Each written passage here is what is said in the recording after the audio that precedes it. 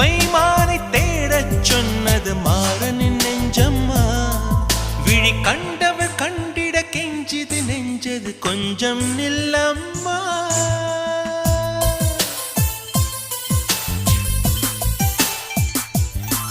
நான் வானவில்லையே பார்த்தேன், அதை காணவில்லையே வேட்டேன்.